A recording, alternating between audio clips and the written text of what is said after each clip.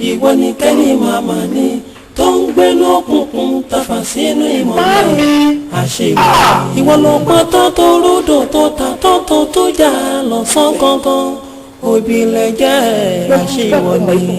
àṣewọ̀ ni ìwọ ni kẹ́ni màmá ni tó ń gbé lókùnkùn tàfà sínú ìmọ́lẹ̀ àṣewọ̀ ni ìwọ lè yan ibi àìdá tó ń gbénú ènìyàn tó fi ń pè nìyàn láláyé dá àṣewọ̀ ni o. Ta ló tú ìdè? Bẹ́ẹ̀ nǹkan bá dé èèyàn kan ló ń tú. Elédùà tó wà lókè òun ló tú wọn sílẹ̀. Ọ̀ṣun olúbùgbàgàdà òun ló tú wọn sílẹ̀ ní ọjọ́ náà lọ́wọ́.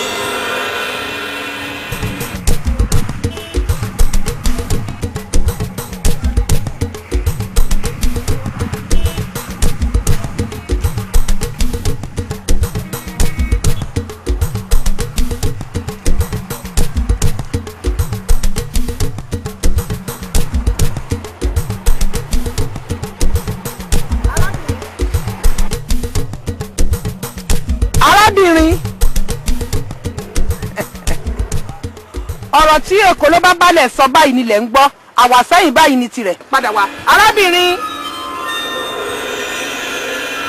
wambi.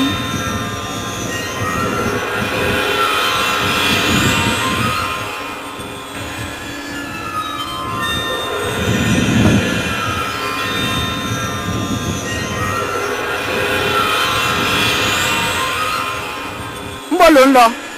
mi ò mọ̀. ń bọ̀ ló ti ń bọ̀. Mo tí mo ti lọ. Ayé abìdí yàn yàn lọ́mọ yájọ́ máa lọ.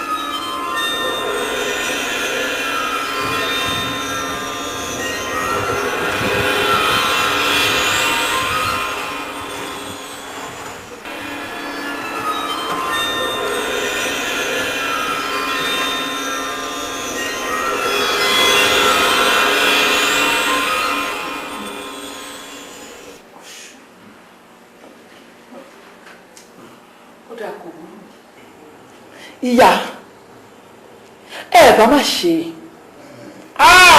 má ṣe rárá ṣe rí ọmọkùnrin tí ẹ̀ ń wò ìyá Adisa aláìda èèyàn ni. Adisa kí lè ṣe mí gan-an mo bí ẹ kí ló dé tí òun fẹ́ rí ní àwọn ọmọ mi lákìtàn kí ló dé tó ń gbé ìyá gbá lọ́mọ orí gbá. Ó mà ṣe o. Wọ́n mọ̀ ìpè mi kọ́ ni mo dí ìyàwó ẹ lọ́wọ́ kó má tètè bímọ fún ẹ. Wọ́n ń bí aṣíwájú ọmọ ni mo bí àkọ́bí fún ẹ ni. Tó wá sọ ọmọ mi di míkímí tó gbọ́dọ̀ rí. Màmá ẹ̀ bá má ṣe. Bá fèmí àtàdìsá sílẹ̀ kájọ gbé pẹ́rẹ́kì kánú. Adisa. Ìwọ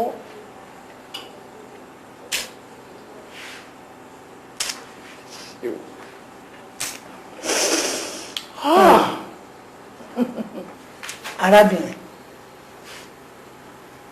ẹ̀bẹ̀ má ti gbóró ìgbésẹ̀ tẹ́ gbé yẹn nítorí wípé tó bá jẹ́ pé ẹ̀yin sùúrù ni gbogbo nǹkan bá ti dẹ̀rọ ẹ wo pò ibi tí ẹ wà báyìí ẹ ti fi ìbínú ẹ ti fi kúnnú ọ̀rọ̀ yín ìbínú òdẹ̀ mọ̀ wípé olówó òun ò lẹ́sẹ̀ ńlẹ̀ ẹ wo iṣẹ́ tẹ́ ṣe fáwọn ọmọ ẹ̀yin ti wá gbàgbé wípé ẹ̀jẹ̀ kan náà ni wọ́n ní bí àbúrò bá ní ẹ̀gbọ́n fà sókè gbọ́dọ̀ jẹ́ wípé àbúrò ló ní àbúrò afẹ́gbọ́n sókè ikú náà ni wọ́n ẹ̀bá ti kó wọn pọ̀ lóòótọ́ a mọ̀ pé ìwà tí bàbá wa hù kò dáa ó kù díẹ̀ káàtó àmọ́ ó lè ó nira ṣùgbọ́n Ọlọ́run lédùmarè ó ti gbàkóso báyìí nígbà tí ẹ bá ti gba ìtúsílẹ̀ níbí ẹ̀yin náà rí pé ipò ọlá lè máa padà wá àti ọmọ yín náà ẹ rí pé Ọlọ́run ti tún gbogbo nǹkan ṣe. ẹ wo ìyá mi ẹ má tún ẹ gbà báyìí Ọlọ́run á tún yín sílẹ̀ jẹ́ ti gbọ́. ẹ ṣe gan-an ẹ má sùn.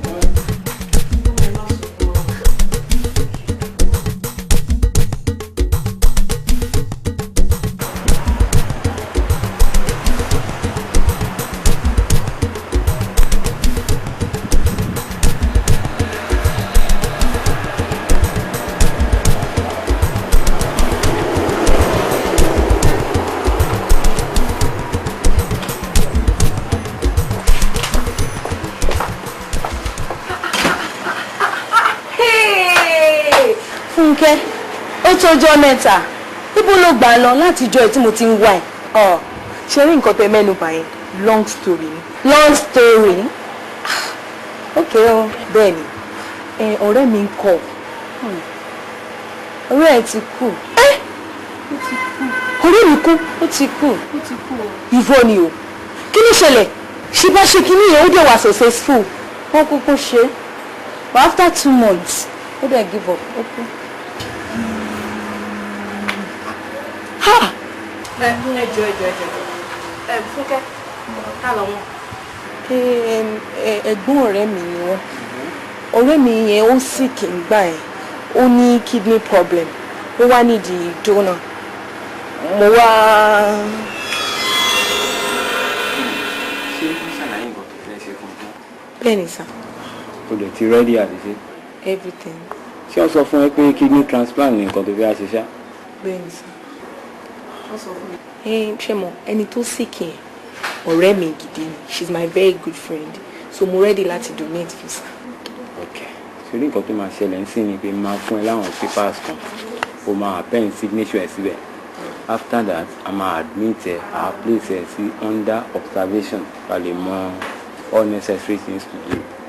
Lẹ́yìn ìgbà yẹn, àwa mọ nǹkan tá a máa ṣe lórí ẹ̀. Kò sí problem sà. Sọ́nsìn díà lọ. Fúnkẹ́, ó ṣe nǹkan tó tó lè. Ó sọ fún anybody. Ó ní pé apààyàn ni wọ́n mọ̀ yìí.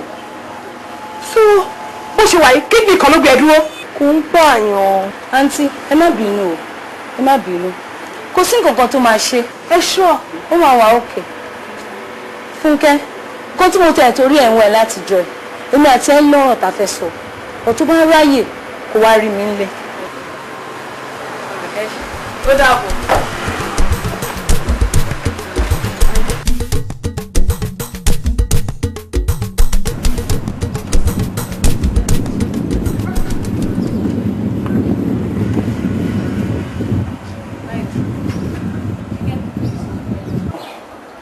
Wípé bí Títí ṣe kú ni mọ́mì kú. Ṣọ́ọ̀kì ikú Títí ló pa mọ́mì o. Àmọ́ kí mọ́mì tó kú, wọ́n ṣe àwọn ètò kan sílẹ̀. Wọ́n ní ogún tó yẹ kó kan Títí kí n wílẹ̀ fún. Yes. Tó wá rí gbogbo building Títí ẹni. Títí ẹni. Tá bá kúrò níbí báyìí, a lọ sọ́dọ̀ lọ́ọ̀yà. Lọ́ọ̀yà á ṣe gbogbo arrangement láti kó document yẹn fún ẹ. Then a wá lọ sí bank. Tá bá dé bank, ó láwọn owó kan tán ní kí n transfer sí account. Owó bẹ́ẹ̀ ni. Àǹtí Bíọ́lá ẹ ṣe. Ìwọ ló ní. Ìwọ ló ní. Kò tó pẹ́. Sórí nǹkan tó ṣe, ó lójú ọmọ ìyá kan tó lè ṣe. Sórí èmi gan fúnra mi tí mo jẹ́ ẹ̀gbọ́n yìí, màá rò pẹ́ méjì kí n tó ṣe. Àmọ́ bó ṣe wọn lọ́hùn ló ń ṣọlá.